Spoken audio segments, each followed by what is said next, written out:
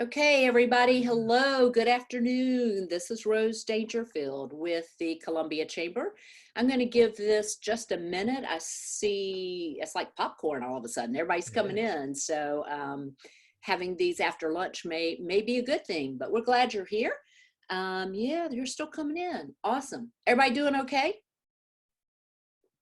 Thumbs up, thumbs down? Oh, yeah. Somewhere in between. Okay. We are, Carl may or may not jump on. He, as many of you may know, we're moving our office this week and next week. So he is meeting some form of movers or something at the new space. So he may pop in at some point. If not, we'll just carry on without him. But we are, what is today? Tuesday. Today is our Tuesday webinar. I see a lot of names and faces that I recognize. You've been joining us, so we surely appreciate that. We're trying to bring you information that you're asking for, information that you've let us know that it would help you to learn more about how to get through this kind of crazy COVID time we're in.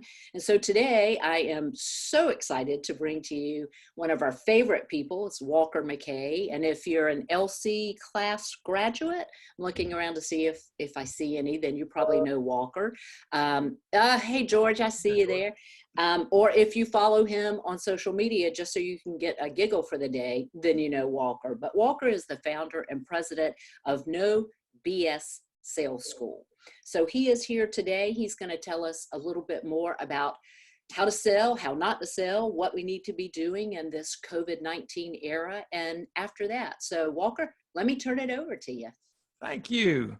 Guys, it's a pleasure to be with you all. Thanks. I love Chamber of Commerce does great stuff. I've been involved with the Leadership Columbia class for probably 10 or 12 years and was a member, met my wife in Leadership Columbia in 1995. So anyway, that's a big thing for me. And so if you have not been involved in Leadership Columbia and you have any interest in it at all, I highly recommend it. It's a great way to get to know other people and to get to know what's going on in town. I find the people that are in my Leadership Columbia class are often, I mean, even now, I don't know, 25 years later, are the ones that I call when I need to get stuff done. Been some of the best business connections and getting things done connections I've made since I've been in Columbia. So I highly recommend it if you haven't looked into it.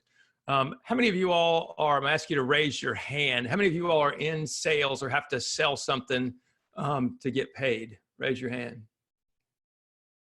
All right. How many of your businesses don't need new money? Right, everybody needs new money. So we're in, whether you like it or not, we're all, you've heard this before, we're all in sales somehow. And it's important that we kind of focus on that as something that is important, that actually takes skills. When I got into sales, well, let me back up. Couple of rules here.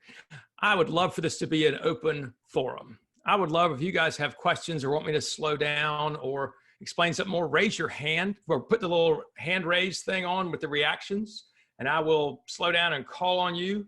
At the end of this, I'm going to ask you for some lessons learned. And so if you'd be okay sharing those things, that'd be great.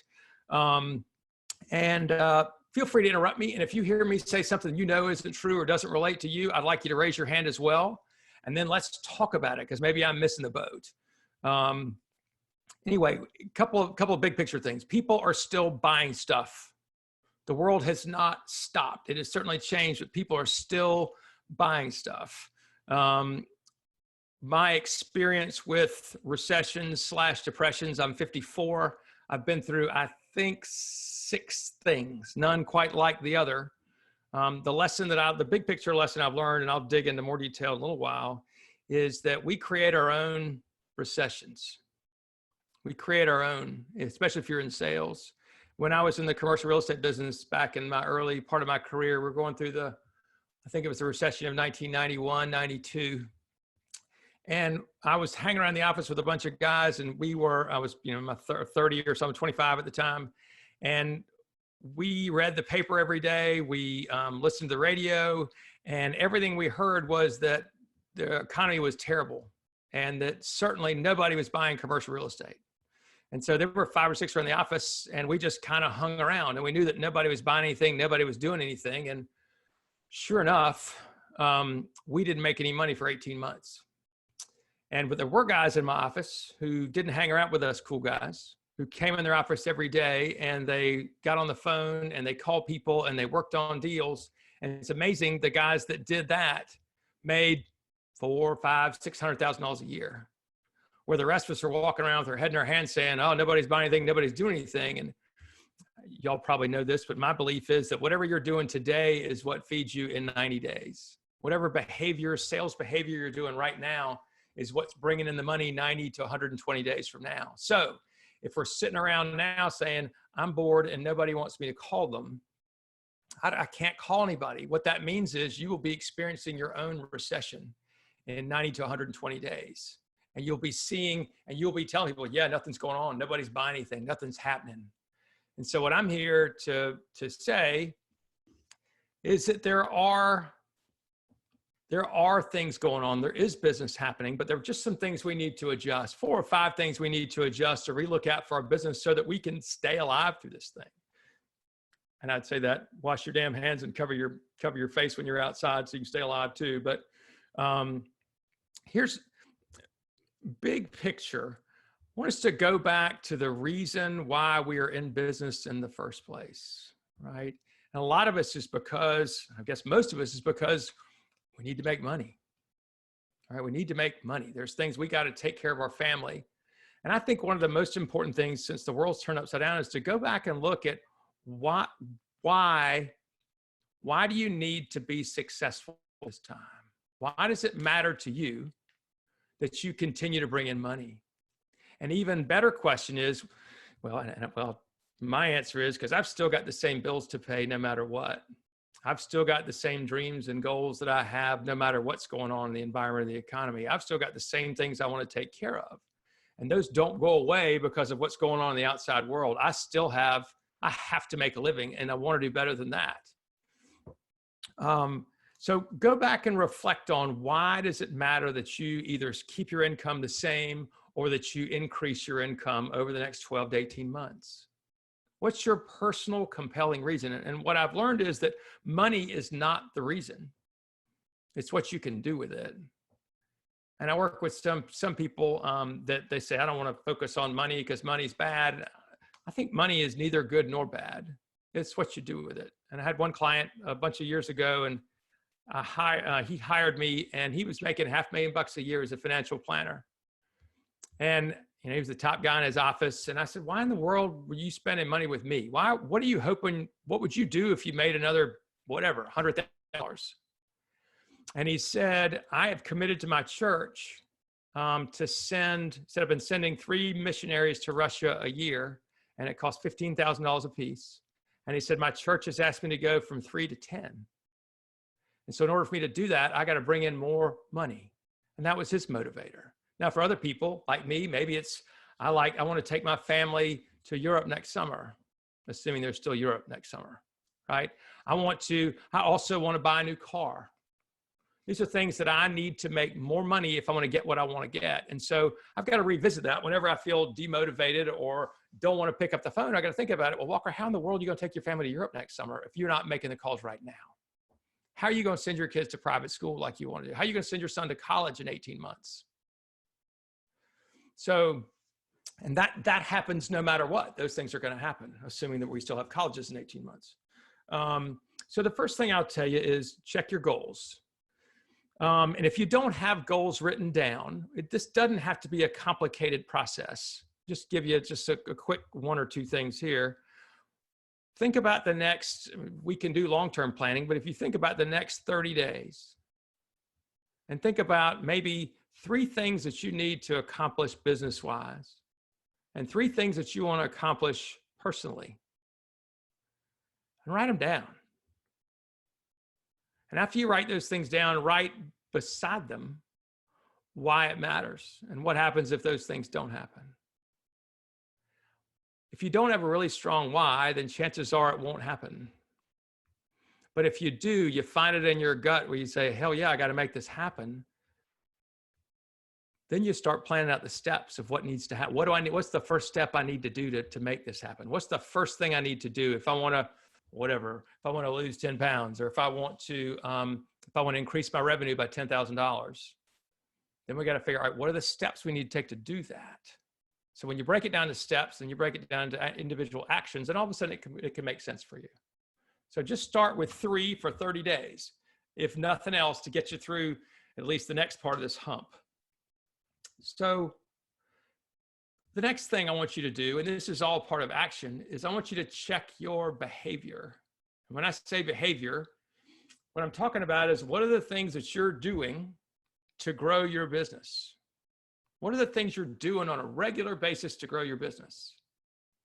These are things like the prospecting call, the phone calls that you're making to people. And I'm going to address how to handle that in this time towards the end of this thing. But how many phone calls are you holding yourself accountable for making? These can be to existing clients to ask for more business. It can also be to existing clients to ask for referrals, which we'll talk about. And you also, I would tell you, I guess it depends upon your business, but if you need new prospects, if you need new money coming in the door, this is also a good time, believe it or not, and I'll tell you how to approach it, to reach out to prospects, to people you're not doing business with. Anybody have any idea? Want to raise their hands and guess why this might be a good time to reach out to new prospects? Raise your hand. George McCutcheon. If you push your space bar down, it also unmutes you, if y'all didn't know that. Go ahead, George. Why is this a good time? Because nobody else is calling on them and they're scared. That's absolutely right. Nobody else is calling on them. They're scared. What's another thing that's going on? People are scared. I also think that even right now, there's even bigger emotion. Anybody know what that is? Bored. They're sitting at home and they're freaking bored. I found I was talking about with my children, they're home, doing the freaking, computer school thing now. And what we find is they can do all their classes and their homework in about 3 hours. And sometimes it's 4 hours, but usually it's about 3. And it's amazing now how much time they've got left over in the day. And so they're able to do a whole lot more things on our little piece of property than they could before. They've got, we send them to school for 8 hours a day or so, which thank God we get to, but there's a whole lot more time. I find now that I'm not commuting, which I only have a 10-minute commute, but I'm not driving to meetings. I'm not doing that kind of stuff. I've got probably another hour to hour and a half in the day. I also find that I am less busy now and more productive than I have been in a long, long time. It's one of the things I was going through my brain before all this happened, before I knew anything about all this, was I have been busy, but I don't want to be busy. I want to be productive. And I wasn't sure, but busy is like a mark of distinction for people, right? I'm so sorry I couldn't get back to you before yesterday. I've been so busy. I'm too busy doing other things to talk to you. And I don't want to be busy. I just want to be productive. And so with your extra time that you have, think about, how can I reach out to my prospects? How can I reach out to my customers? One of the things that I do, and I'll be happy to send it to Rose, and Rose or Anna, and they can distribute it, is I have a behavior sheet that I've created, which what I've found is just keeping track of the number of calls that I make, the number of no's that I get, the number of referrals that I ask for, the number of meetings that I set. And that's just literally a manual thing. Some people are like, oh, I do it in my CRM. I want something that's manual that I can look up and I can show, and I just fill in the blanks. So if I've made a point that I'm going to make 25 calls today, then what happens every time, I've been making calls for 20 years, but every time when I get between call number, say 10 and 11, I will say, I swear to God, I must be on 25. I must be at the end by now. I look down, it's 11 or 12 every single time. So I keep this manual sheet that's right in front of me. I have it on my desk. And I'm just putting circles in. I made a call, put a circle. Got a no, put a circle. Ask for a referral, put a circle there, right? Just to keep track of my behavior. Then I have an accountability partner. At the end of every day, I take a picture of my behavior sheet. He takes a picture of his, and we email to each other. Because it's one thing to lie. I mean, we lie to ourselves all the time. You're the only person who can hold yourself accountable, but hopefully there's some amount of shame that would keep you accountable to somebody else as well, so that other people don't know. What is this from Smith Richardson? Do I need to be looking at these things? Let's see. If you're an expert in your field, people ask you. Okay, if you're an expert in your field, then you couple the prospect's boredom with vision planning. Love that. Just asking questions and listening. Again, people want to talk, but you have to play in to get the uncomfortable moment out of the way, which is them picking up the phone and you admitting you're selling something. Smith, you're exactly right. That's a wonderful way to look at it. And I'm going to dig more into that as we get towards the end of the call of how to handle some of these calls. But I would tell you at the same time, it's so easy to make excuses of why this is the wrong time. I don't want to bother people. They're busy. They might be with their kids. What if they don't want to talk to me? All that stuff, I call that head trash. Those are just the excuses that we make so we don't have to do the stuff that's uncomfortable.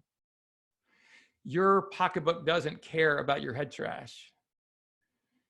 For most of us that are work on production, right? They get paid when we sell something. All the excuses in the world won't pay your mortgage, won't pay your rent, won't pay for you to have the stuff you want to have. Sales is hard, and the behavior stuff I'm talking about, that's the work. One of the greatest things about sales is one of the few places where we can, theoretically, you can make one phone call and make $1 million, theoretically. You can also make 1 million phone calls and make $1. That's the downside. The reality is, if we are constantly, if you set yourself a goal, if you set a goal for, depends on your business, some people it doesn't need to be many, but say somewhere between 10 and maybe it's 100 dials a week, and you pick up the phone and you're calling people just to be in touch. And I'll again tell you the structure of the conversation in a little while. If you do that and you reach out to people, you will find business. It's when you say, nobody's buying anything, everybody's at home, nobody needs what I have. Well, a couple of things I'll tell you there. Then if you don't make those calls because of those reasons, then you're right. You will prove yourself correct and you will not make sales. But if you get on the phone and you begin to talk to people, that's your chance. That's the place you can begin to plant seeds. So number 3 that I want you to think about is look into who is your ideal prospect now. If the world has changed, and the world, the world is the same, but sometimes the things that people need have changed. So let me tell you a story.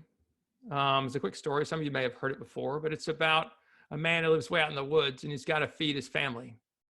And he walks all day and he shoots 5 or 6 squirrels and he comes back and he skins them and he cleans them and he feeds his family 1 meal.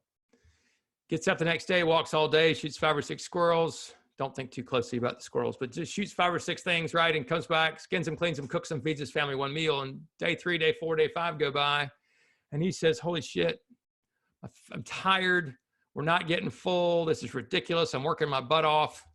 I'm going to go kill an elephant because I can kill one of those and feed the family for 2 years. So the next morning he gets up and he gathers all the stuff necessary to kill an elephant and he's gone. And his son says, damn, I don't know when dad's coming back. There are no elephants nearby. They're hard to kill. He's as likely to get killed by one as kill one himself. Don't know how he'll drag it back. Don't even know how we'll cook elephant meat. Son says there are a lot of deer in the woods too. And he goes out that afternoon, climbs a tree, gets lucky the first day, shoots a deer, drags it back, skins it, cleans it, able to feed the family for 2 weeks.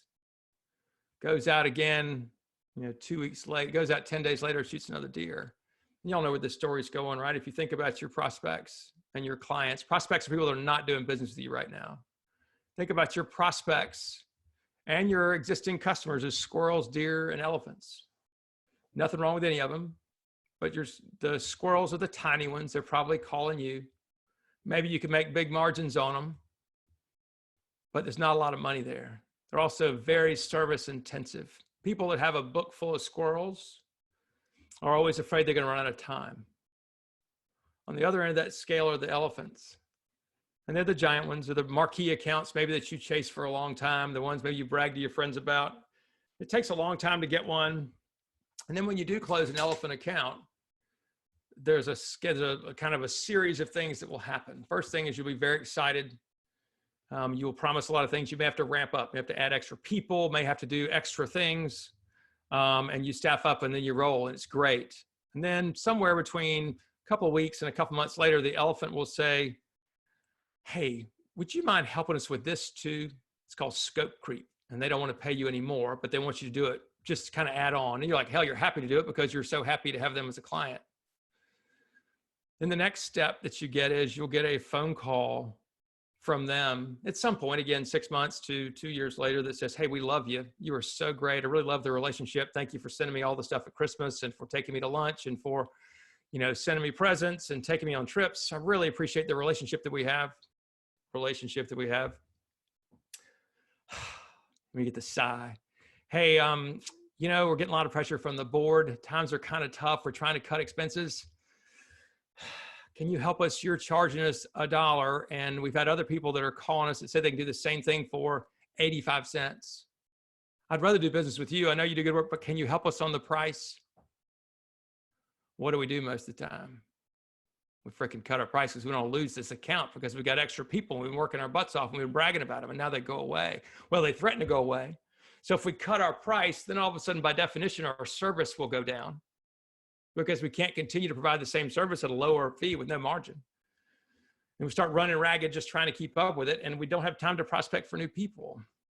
So the next phone call you get is from somebody that's from them that said they're kind of angry, and they say, hey, your service sucks, you're fired. So those are the big categories. So think about now, what's your book mostly made of? Are they tiny ones? What do the squirrels look like for you? What does an elephant look like for you? What does a deer look like for you? What I hope is those definitions will change over time. That an elephant for you a couple of years ago is now just a deer. I want you to consider any one piece of business that is more than probably say 20% of your revenue. I want you to consider that to be an elephant. Doesn't mean you fire them, but it means you've got a real a risk there, because when they go away, it can leave a huge hole in your business. And the way that you can fix that is to go out and prospect and find more customers that can dilute the elephant's strength. So if you think about too, maybe your ideal customer was, I don't know, before all this stuff hit, right? The mentality was different. A lot of our prospects had different mentalities. I was working a lot with sales teams, which I still work with. I work with a lot of different kind of B2B sales teams around the Southeast. And what I've realized is, as things have shifted and changed, people still need help with their sales teams. That's still a big deal. But what I've found is too, though, some people are looking at that as a place to cut. So one of the things I've done, I've switched my ideal client around. I can still work with sales teams, but I've also pivoted towards working with higher performing individuals on a one-on-one coaching basis. So I've pivoted with a new product, and my new ideal client is probably somebody who's making a couple of $100,000 a year, and they know if they get sales right, they can make another $100,000. Right? So that's somebody that I didn't really prospect for before. It wasn't that big of a deal because I had plenty of other business, and I still do. But as insurance for me, I want to make sure I've got more of a diverse mix of people I'm calling on. Think about who your ideal client was and who it might be right now, because maybe that's shifted. Maybe there's something else you need to address. Somebody else that now all of a sudden has some pain that didn't have it before. The next thing is kind of tied to that. What is it you're selling? Does what you sell and or the way you presented it, is that still relevant in the marketplace? People may have been buying, one thing for a certain period of time. Again, look at from sales teams. I think now as, people are looking at cutting costs, I think a lot of times they're going to cut the money they invest in their sales team. Maybe they will, maybe they won't. But I think people typically will invest in themselves. So I switched my product up. I also am talking more about how do you keep what you have? How do you make sure you don't lose what you already have? As opposed to before, people were afraid that they were missing out. So think about what your message is. Are you talking to the right people about the right stuff? Do you know the kind of things that are bothering your prospects? You've heard me say this. If y'all have listened to me before, you've heard me say that people don't give a rip about your features and benefits. They're not buying your features and benefits. They're buying a solution to their pains. And so my definition of sales is to have somebody trust you enough to give you money to make a problem go away. trust you enough to give you money to make a problem go away. It has nothing to do with educating them or convincing them or twisting their arms or whatever else. And so the first thing is you got to identify what is it that's causing them a problem? What is it that's causing them? What gives them an emotional, compelling reason to change? And I think we need to have slower conversations and spend more time trying to understand what it is they're going through and what it is they're trying to solve. So see what it is that you're offering and make sure that when you're talking to people, it's asking them questions about what are they dealing with? What's most important right now?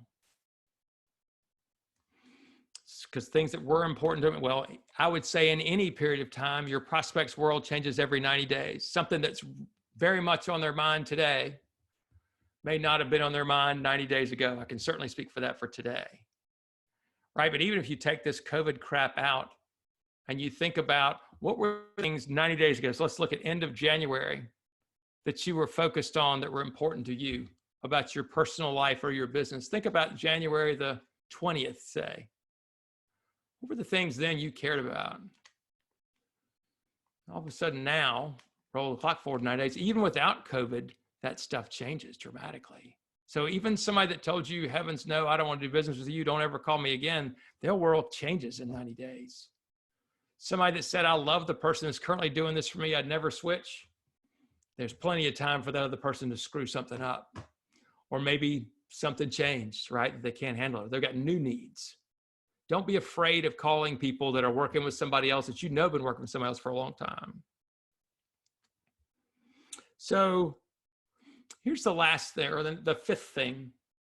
And I'm curious, well, I do think it's important. I mean, the telephone is your friend now. People used to tell me, oh, I hate the phone. The phone's not effective. Nobody uses the phone anymore. I hate cold calls. They don't work.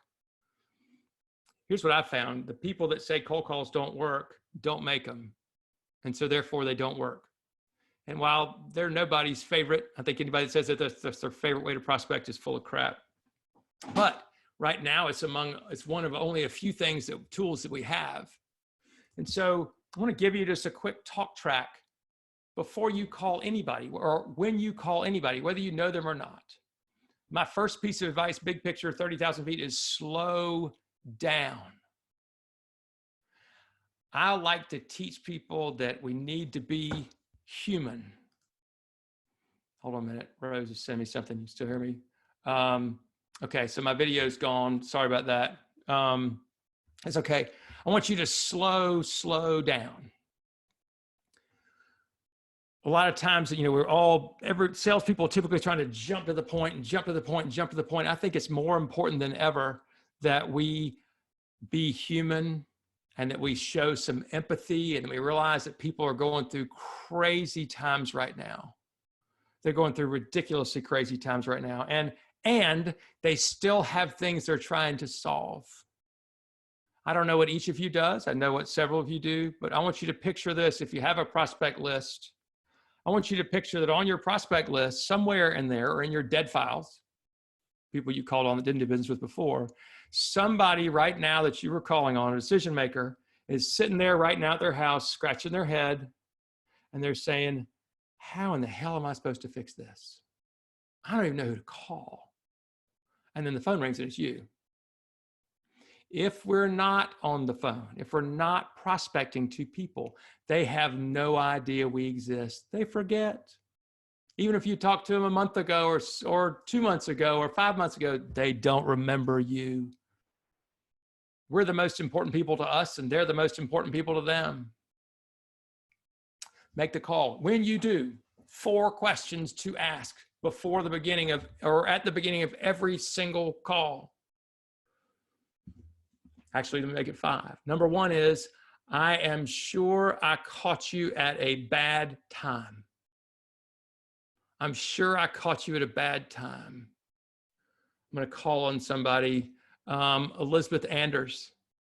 Why do you think I would begin with, I'm sure I caught you at a bad time? Can you push your space bar down? There you go. Wow, you really caught me off guard. Why do you think I'd begin a phone conversation to somebody with, I'm sure I caught you at a bad time? It's a form of apologizing for calling normally. Okay. And so why is that instead of, is this an okay time or is this a good time? I'm not sure. That's a good question. So who would know? Raise your hand if you know why I would begin with, I probably caught you at a bad time as opposed to, is this a good time? It's more of a question. What's that, Eric? I said it's more of an open-ended question instead of a definitive yes or no. Yeah. I can also guarantee you it probably is a bad time, right? I say that I'm talking out of both sides of my mouth, but you know, we're all cooped up in our houses. We're bored. There's probably either kids or mess or other people or something or nobody around, and you're bored out of your brains and it sucks.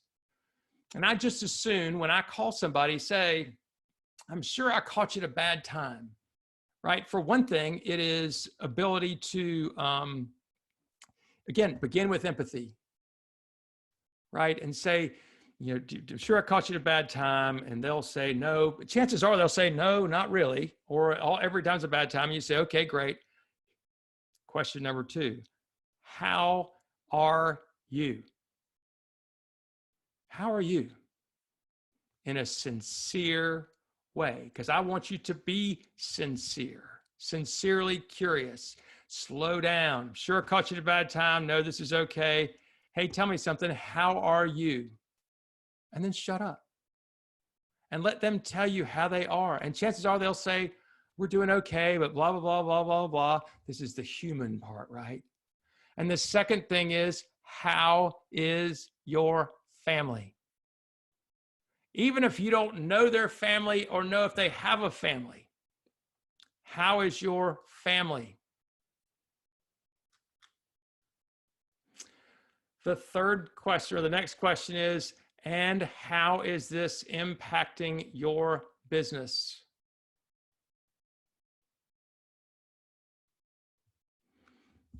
Sandy Martini, why would I ask those questions?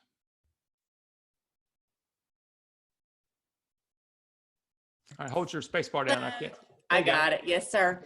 How are you? Well, first of all, you're slowing down and you're letting them know that you do care and you want to be a listener rather than just try to sell them something immediately. It also probably gives them a chance to remember who you are in the past. Yeah, maybe so. And then how is this impacting you? It impacts everyone so differently, and we're all, for the most part, talking to the same people or no one right now. So it's to have a new listening ear, someone that you can bounce ideas off of. Absolutely. And so, you know, how are you? How's your family? How is this impacting your business? And I just want us to listen, right? We can have lots of clues here, but even if you don't think about this in a sales way, I think those are pretty damn relevant questions, and we need to know that. And maybe we can learn something from somebody else. I had this conversation with somebody earlier today, and they said they're in the real estate business. They said, you know what? We have used this opportunity to jump on some new technology. We're looking at hiring new people. We're doing da, da, da, da, da. And I was like, awesome. That is so great. Right. And I said, where'd you learn that from? You know, just having a conversation because I'm sincerely curious. One of the things that my dad taught me was, Walker, I want you to work. He told me this. I wish he hadn't waited until I was 31. He said, Walker, it's more important for you to be interested than interesting. It's more important for you to be interested than interesting. Along those lines, if somebody asks you, so how are you? I don't want you to make it about you. If you've had some tragedy or trauma, then feel free to share, but you don't need to go into all the ins and outs about yourself. What they care about is themselves. And so what I want you, when somebody says, how are you? I want you to say, we're doing okay. We're doing okay. That's all you need to say. Now, here's the transition, right? Because those are easy questions to ask. How are you? How's your family? How's your business? And now, so we don't really step in it, I want to ask permission. Do you mind if we have a business conversation? Do you mind if we have a business conversation? How is a business conversation different than how's your business? Jason Heller.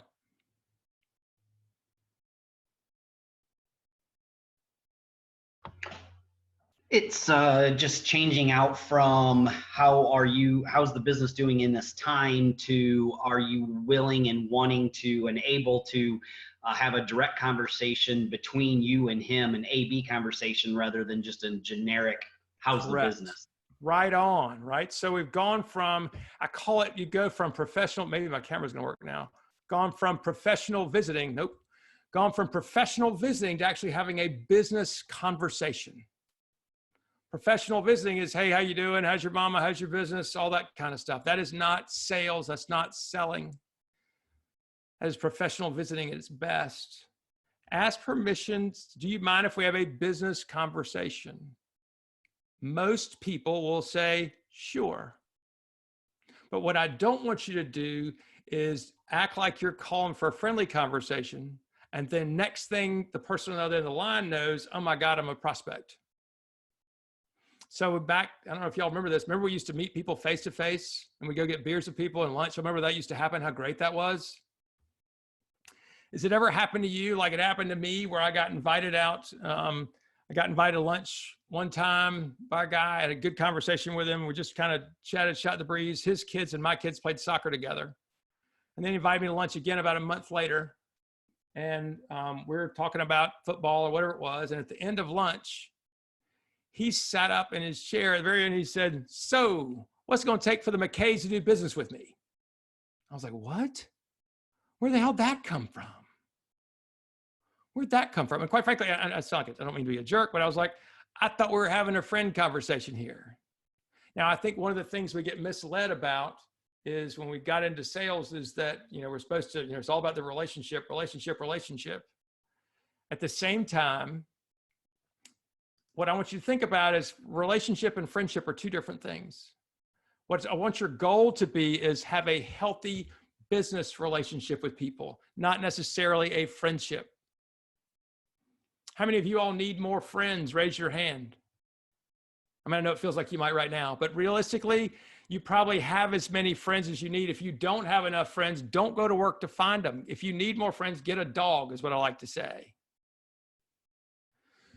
Go look for people, a professional, a healthy business relationship is one where two or more people work together so that each can reach their own business goal. So that we help each other reach our own business goals knowingly and wanting to do that. Those are the kind of relationships that will make you money over a long, long period of time. If you shoot for friendship and then you jump in for business, then all of a sudden, if you screw it up, not only have you not gotten business, but you've also lost a friend. It also is very uncomfortable. I don't know about y'all, but I do business with plenty of folks where either I'm the buyer or I'm the one they're coming to, with people I don't want to have dinner with, that I don't care if I ever meet their kids, right? The guy that does work on my house, I don't want to know his family, but I trust him. And he's the one I call when something's broken. And if I need advice on what he does, I'll call him. Does anybody have friends now that they love, but if they had a problem in their business area, there's no way in hell you'd call them about your problem, that you would not reach out to them? Or is that just me that has friends that are like that?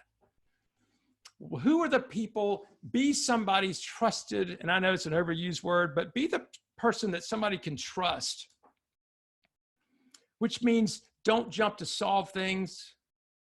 Ask permission before you jump into business. Manage everybody's expectations of what you hope will happen in a meeting, what they hope will happen in a meeting.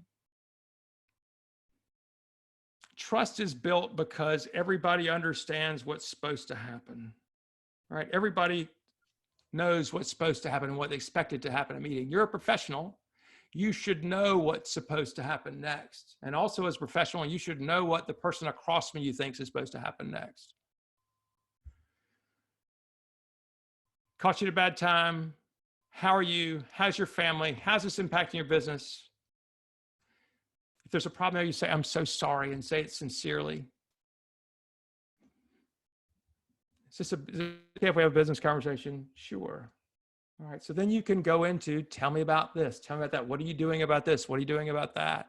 Going into asking questions to gather information. Because that's what people People are looking for that. They're looking for somebody to help them with stuff. Oftentimes when people come, has it ever happened to y'all that somebody comes to buy something from you? They say, I need an XYZ. But you find out later on that's really not what they needed, right? They came to, people have this idea in their mind. I don't think people know how to buy from us, from any of us. And I think it's up to us as experts to slow people down and say, all right, tell me why you think you need that. Tell me what's going on to make you think you need to change for that. And when we're calling people, I want you to assume that, quite frankly, assume that they're okay. Assume they don't need your service. Calling to check in, my assumption is you're already working with somebody that you're perfectly happy with. You can also, and say this and mean it, I feel no pressure to sell you anything. Do you mind if we have a business conversation about what's going on? I think that my opinion is that salespeople have built a bad reputation, most of it earned, because we try and convince people and we try and pressure people and we try and push people. And I don't know anybody that wants to be pressured or pushed. I know a lot of people that like to buy, but they don't like to be sold. So how can we slow down, be more human, try and understand other people's situation before we jump in with a solution? I was coaching a guy the other day, he was a brand new client, and I said, how are you beginning your, tell me what your sales conversations sound like right now. And he said, well, I'll say hello and answer the phone. And I say, hey, I just called to see how you're doing and if we could do some business together. I was like, wow, you just compacted like 5 minutes worth of conversation into one shitty question nobody's going to answer. Slow down. It's a lesson for all of us. I mean, salespeople are always rushing to get to the end. Take a deep breath. It's okay. Be human. All right, I've gum banged a fair amount here. Talked like a blue streak. Tell me, does anybody have, let's start, see if raise your hand if anybody's got any questions.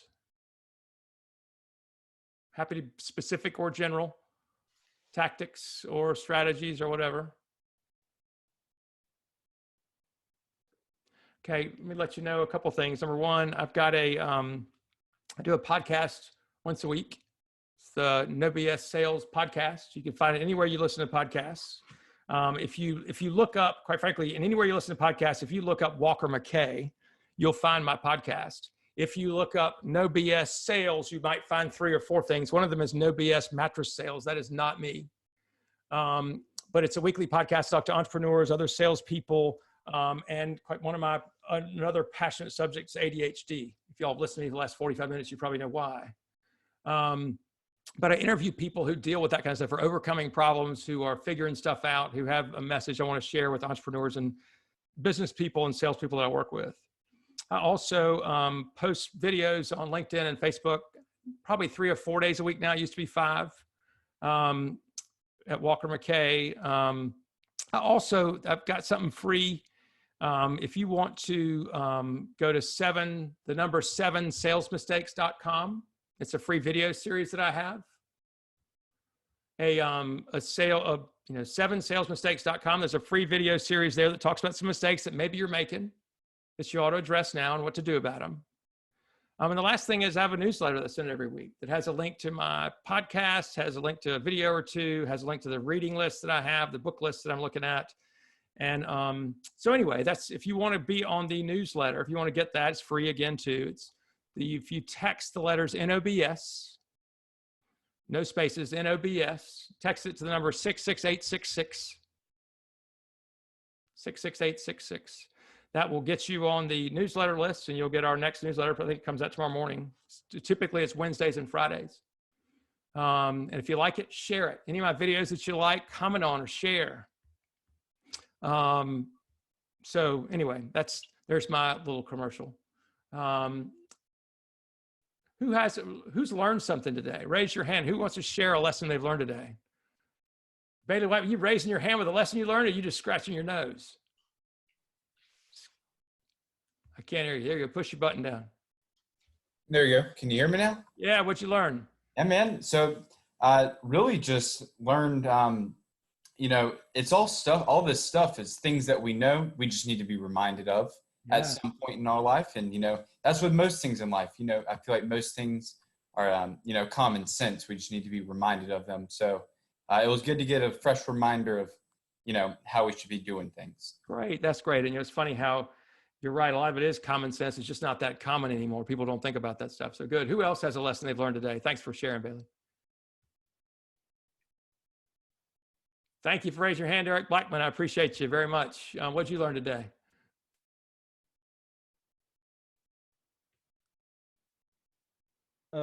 Basically, it's just a refresher course for me. A lot of these things, I've been in sales for a while, and a lot of these things, especially, whenever you engage someone, you want to make it about them. So you build some rapport, build some level of trust with them. And maybe not out of that initial call, but at least the opportunity to talk to them again. So maybe when you do a second follow-up call, they're familiar with you. They know that you engage them about them and not just immediately jumping into trying to sell them something, whatever your product may be. I think you're right. And I also think it's okay. I think we flatter ourselves to think that people remember us often from the first call to the second call.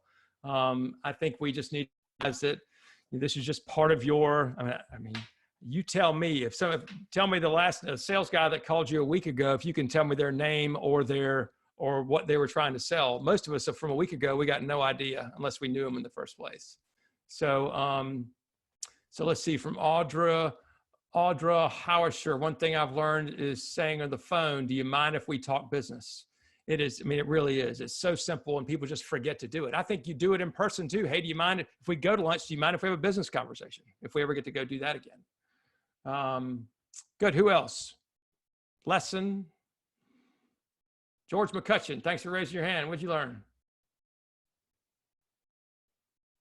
Again, ask more questions. I have been asking a lot of folks, what are you seeing in your business? And with, I'd say maybe 40% of them, they're saying, hey, we're as busy as ever. We're working Saturdays. We've got, a lot going on. We need to expand here. And so some of that is good. And a lot of them, like you say, you got to empathize with them because they're hurting right now. And it stinks right now. But asking the questions and continuing to prospect. Good. Elizabeth Anders, I see you over there raising your hand. What's your lesson learned? Yeah, see this? That's a hand raise. I would say probably asking for the conversation, like Audra said. I think that's something I'm definitely going to take back to our team to make sure they're doing. Good. Perfect. Anybody else? Lesson learned?